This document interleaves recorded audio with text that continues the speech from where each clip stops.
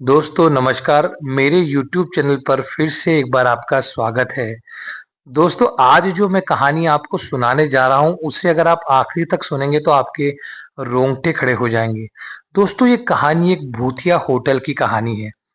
इस होटल में 3 दोस्त जिनका नाम अनिल, सुनील और रमेश था, वो राजस्थान के एक छोटे से गांव से आए थे और वो इस होटल में इसलिए रुके थे कि आसपास वहां कोई होटल नहीं थी और ये जो एरिया था, यहाँ वो फैक्ट्री डालना चाह रहे थे क्योंकि उस गांव में जमीन और मजदूर दोनों ही बहुत सस्ते थे। उस गांव में रमेश ने एक होटल जिसका नाम सैटेलाइट था, वहां उन लोगों के रुकने का इंतजाम किया था। होटल सैटेलाइट एक छोटा सा होटल था, कोई आलीशान पत्थर नहीं थे उसमें, बस ईंट से बनी एक छोटी सी इमारत थी और नीचे खाने के लिए एक छोटा सा रेस्टोरेंट।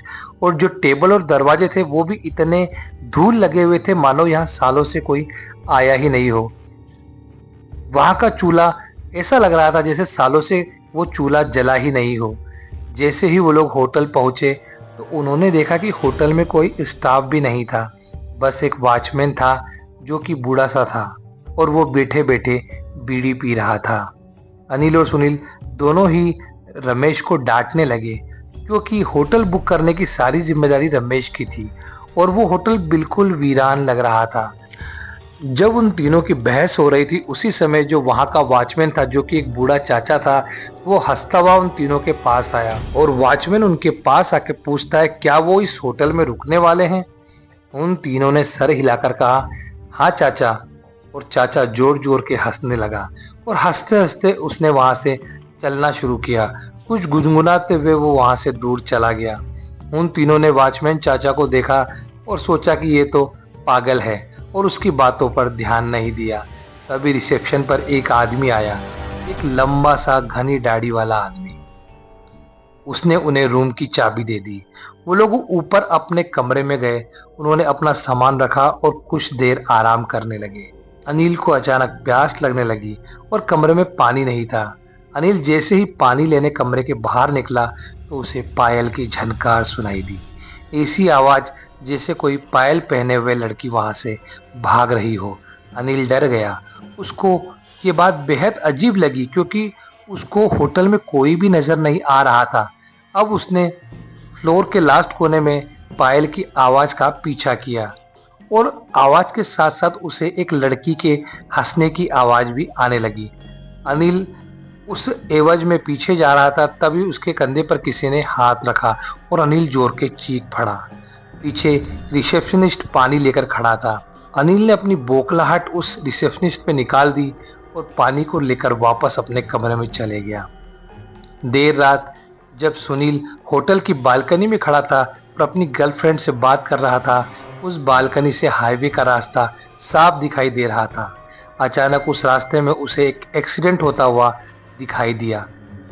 सुनील चौंक गया और वो नीचे की ओर दौड़ लगाने के लिए जैसे ही मुड़ा तो पीछे एक सफेद कपड़े में बूढ़ा आदमी खड़ा था। उस आदमी की लंबी सी सफेद दाढ़ी और चेहरे पर ढेर सारी झुर्रियां थी। सुनील उस आदमी को देखकर घबरा गया क्योंकि वो आदमी सिर्फ हाईवे की तरफ देखकर मुस्कुरा रहा था। उसने सुनील को देखा और हंसना बंद कर दिया। वो आदमी जैसे ही सुनील की ओर चला, सुनील डर कर अपने कमरे में आ गया।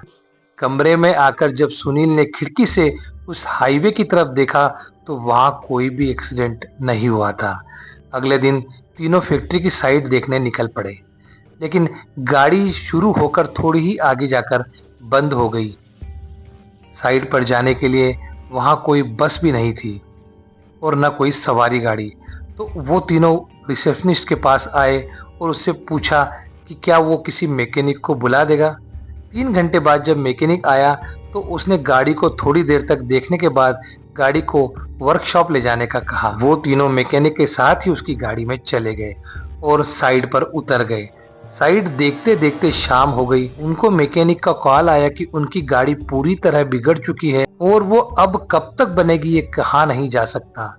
अब उन्होंने वापस जाने के लिए एक ट्रक वाले से बात की और उस ट्रक वाले को होटल पर खाना खाने का लालच दिया। उन्होंने कहा कि तुम अगर हमें हमारी होटल छोड़ दोगे तो हम तुम्हें होटल में खाना भी खिला देंगे। लेकिन जब उन्होंने उस ट्रक वाले के सामने होटल सैटेलाइट का नाम लिया तो वो ट्रक वाला बेहद ही घबरा गया। उस ट्रक वाले ने उन्हें बताया कि उस होटल में भूतों का बसेरा है। उसने कहा कि होटल सैटेलाइट एक कब्रिस्तान के ऊपर बनाया गया था।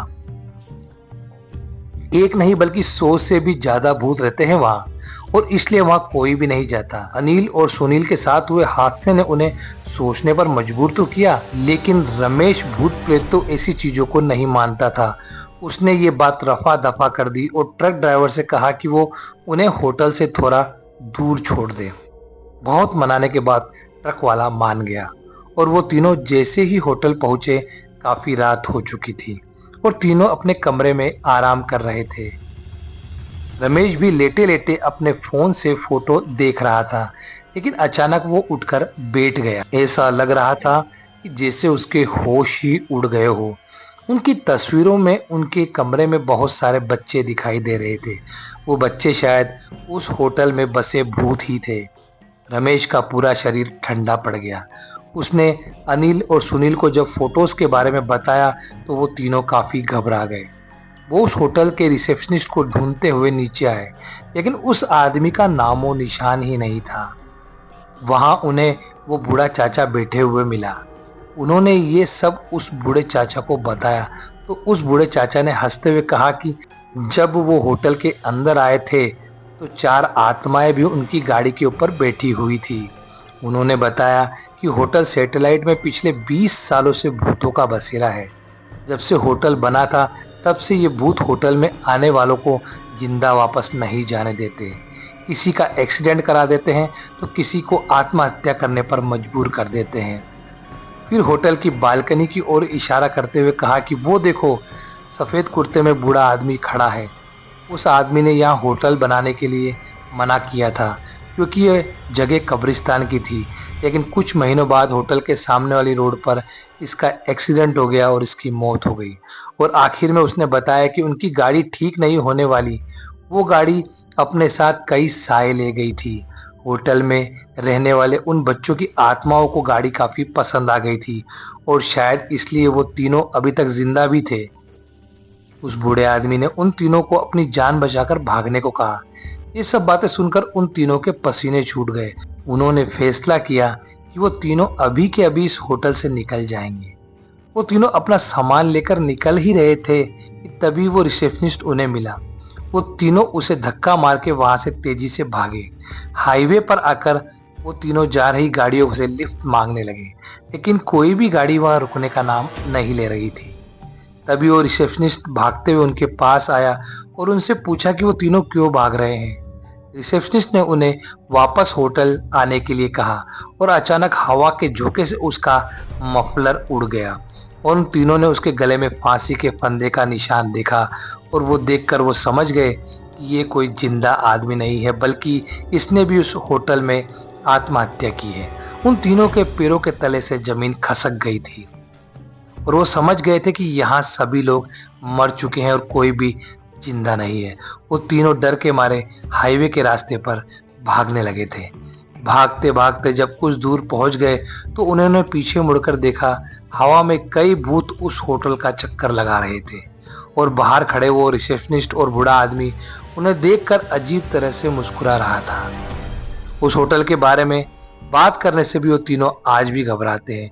उनकी जान तो बच गई थी, पर जिंदगी भर के लिए उनके मन में डर बैठ गया था। अगर आपको ये कहानी पसंद आई हो तो आप अपना कमेंट जरूर कीजिएगा और इस कहानी को दूसरों के साथ शेयर भी कीजिएगा और प्लीज मेरे चैनल को सब्सक्राइब भी कर लीजिएगा। मिलते हैं अगली नई डरावनी कहानी के साथ में।